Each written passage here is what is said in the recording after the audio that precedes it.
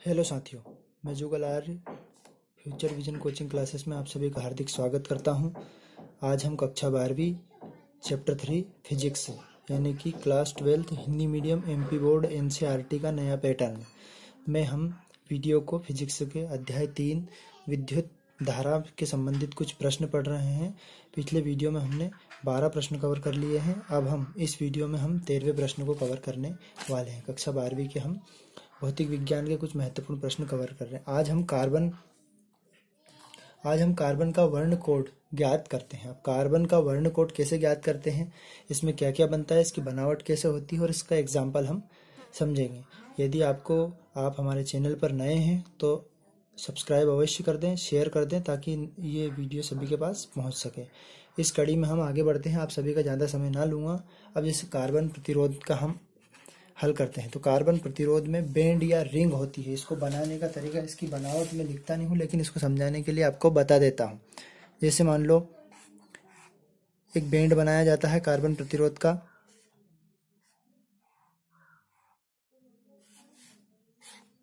इसमें 4 बैंड हो या 4 रिंग होती है।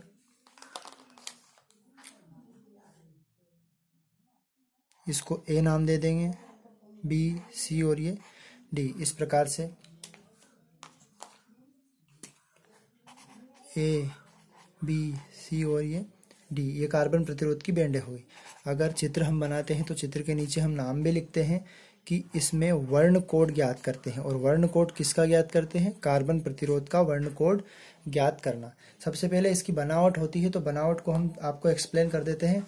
बनावट में होता है कि कार्बन प्रतिरोध बनाने के लिए हमें चीनी, मिट्टी अथवा प्लास्टिक व अन्य विद्युत रोधी पदार्थ को एक बेलनाकार में भरना पड़ता है। जैसे ये बेलन के आकार का है, इसमें हमने भर दिया। फिर वर्ण कोड को किस प्रकार से बनाया जाता है तो कार्बन प्रतिरोध का वर्ण कोड के जो मान होते हैं इसे ओम से दर्शाया जाता है या ओमी प्रतिरोध इसको कहा जाता है। यदि हम जैसे मान लो इसमें 2 बैंड होते हैं, ये तो आगे के, इसको बैंड या रिंग भी बोल सकते हैं। ये 2 बैंड होते हैं, इसको थोड़ा सा एक्सप्लेन कर देते हैं। 2 बैंड, इसके 2 बैंड होते हैं ए और बी। इनको हम सार्थक अंक, जो कि ओम से दर्शाया जाता है, सार्थक अंक होते हैं जिसे ओम से दर्शाया जाता है। सी को हम दशमलव गुणांक में मान लेते हैं और इसको प्रतिशत त्रुटि या सहायता प्रतिशत भी दर्शाया जाता है। तो इसको मैं थोड़ा सा एक्सप्लेन कर देते हैं। 2 बैंड ए,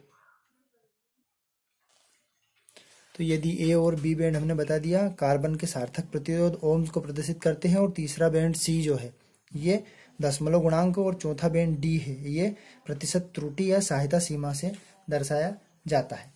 अब इसमें हमने फॉर्मूले में एक बार और मैं रिपीट कर देता हूँ। इन दोनों को सार्थक अंक से दर्शाते हैं, इसको प्रतिशत, इसको दशमलव गुणांक से दर्शाते हैं और ये प्रतिशत त्रुटि या सहायता प्रतिशत से। इसका जो सूत्र होता है, इस प्रकार कार्बन प्रतिरोध को निम्न सूत्र से लिखा जाता है, निम्न प्रकार से ज्ञात किया जाता है।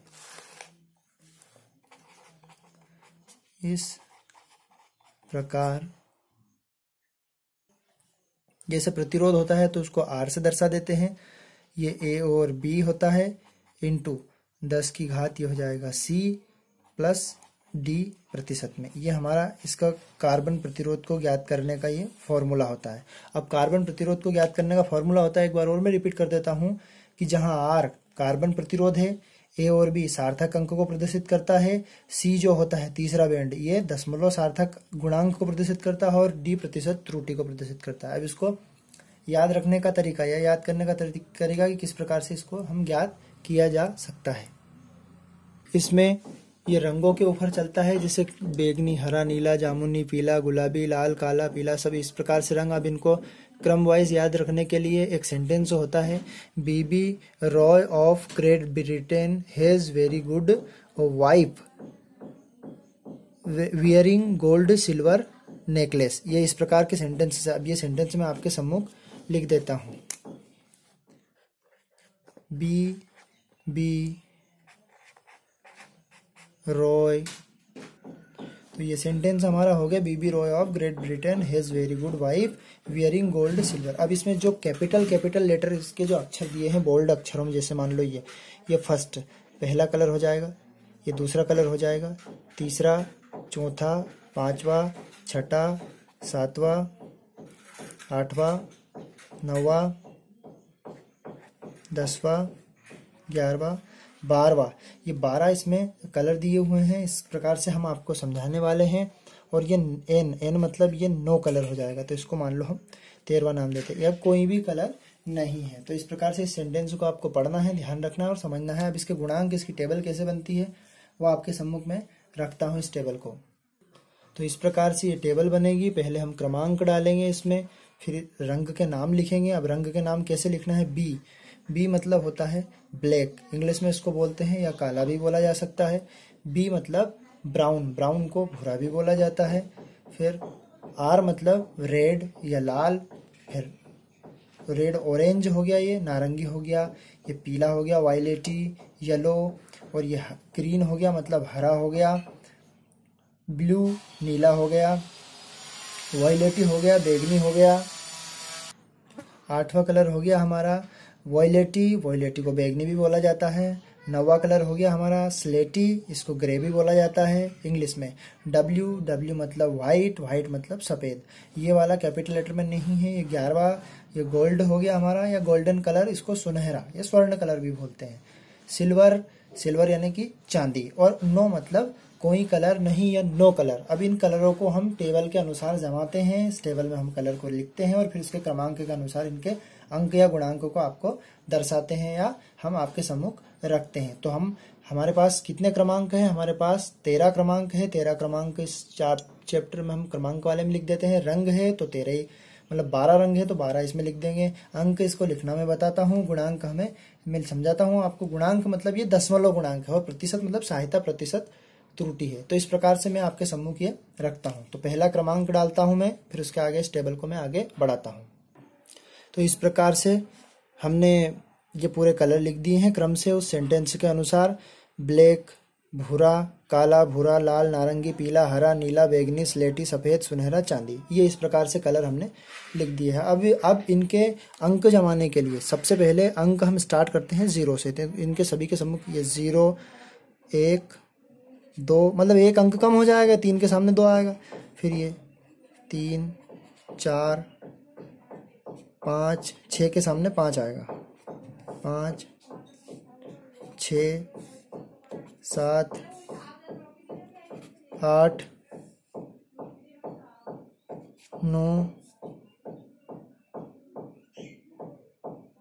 9। तो ये जो 10 अंक है वहां तक हमारा 9 रहेगा। अब गुणांक की बात करें तो ये जैसे पावर में रहेगी तो 10 की पावर 0। तो किसी भी संख्या की घात यदि 0 होती है तो उसका मान हमेशा 1 माना जाता है। उसका 0 या 10, 20, 50, 100, 5, 9, 8, 6 कुछ भी हो तो उसकी घात अगर 0 होती है तो उसका मान 1 माना जाता है। फिर इसी प्रकार से आगे बढ़ते जाएंगे। 10 की घात 1, 10 की घात 2, 10 की घात 3, 10 की घात 4, 10 की घात 5, 10 की घात 6, 10 की घात 7, 10 की घात 8 और 10 की घात 9। और बाकी में ये इनके साथ गुणांक की बात आती है प्रतिशत में, तो प्रतिशत में ये बाकी सब यहाँ तक डैश डैश डैश रहेंगे। और जहाँ से हमारा सुनहरा यानी कि गोल्डन कलर होता है तो उसकी प्रतिशत मात्रा डी बैंड में आती है, तो ये 5% होती है। और चांदी की बात आती है तो चांदी में होती है 10%। और एक शेष बच गया हमारा जिसको बोलते हैं हम नो कलर, 13वें नंबर पे। तो नो कलर में या कोई रंग नहीं है, कोई रंग नहीं है, इसमें हमारे आता है, इसमें कुछ भी नहीं आता है दोनों कॉलम में, जैसे जैसे दोनों कॉलम बनाए इनमें। और उसके बाद प्रतिशत मात्रा डी बैंड में आती है 20%। अब इसके क्वेश्चन समझने के लिए हमें एक उदाहरण मैं आपके सम्मुख लिखता हूँ और ये चार्ट बनाया, इसके अनुसार मैं आपको बताता हूँ कि किस प्रकार से ये क्वेश्चन हल कर सकते हैं। एग्जाम्पल अब हम समझते हैं इसका। तो एग्जाम्पल में है, निम्न चित्र में एक कार्बन प्रतिरोध प्रदर्शित किया गया है, प्रतिरोध का मान ज्ञात कीजिए। कार्बन प्रतिरोध मतलब इस प्रकार का एक चित्र दिया रहेगा जिसमें 4 बैंड, 3 बैंड, 2 बैंड भी हो सकते हैं, जिस प्रकार के बैंड होंगे उनके अनुसार। अब इन बैंडों को जैसे मान लो यहाँ पर ए बी नाम नहीं देगा, तो जैसे ए पहले बैंड पे ए बैंड पर दिया है पीला, बी बैंड पर दिया है बैगनी, सी बैंड पर दिया है भूरा और डी बैंड पर दिया है सुनहरा। तो इसको ध्यान रखना है अपने को, उस अनुसार उसके अनुसार जैसे हमने पहले थ्योरिकल चीज समझी उसमें बताया गया था कि ए और बी सार्थक अंक को दर्शाते हैं। तो सबसे पहले हम इसको जब सोल्व करते हैं तो सोल्व में हम